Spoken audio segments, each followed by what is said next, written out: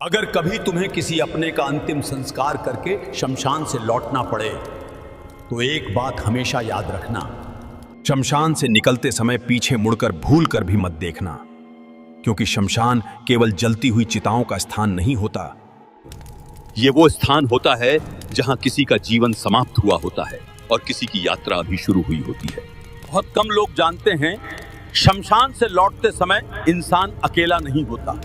शमशान में जब किसी शरीर का अंतिम संस्कार होता है तो उस समय केवल शरीर जलता है, लेकिन आत्मा तुरंत वहां से नहीं जाती। गरुड़ पुराण के अनुसार मृत्यु के बाद आत्मा कुछ समय तक अपने शरीर और उस स्थान के आसपास ही रहती है।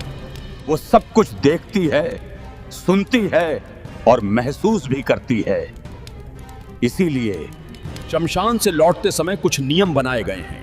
पहला नियम, शमशान से निकलते समय कभी पीछे मुड़कर मत देखना, क्योंकि जब तुम पीछे मुड़कर देखते हो तो यह संकेत होता है कि तुम उस ऊर्जा को स्वीकार कर रहे हो जो तुम्हारे पीछे मौजूद है। कई बार ये वही आत्मा होती है जिसका अंतिम संस्कार अभी हुआ है।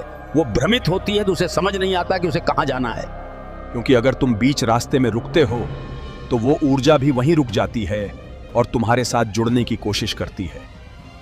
इसीलिए पुराने लोग हमेशा कहते थे, शमशान से लौटने के बाद सीधे घर जाओ और घर के बाहर ही हाथ पैर धो। ये केवल परंपरा नहीं है, ये सुरक्षा है।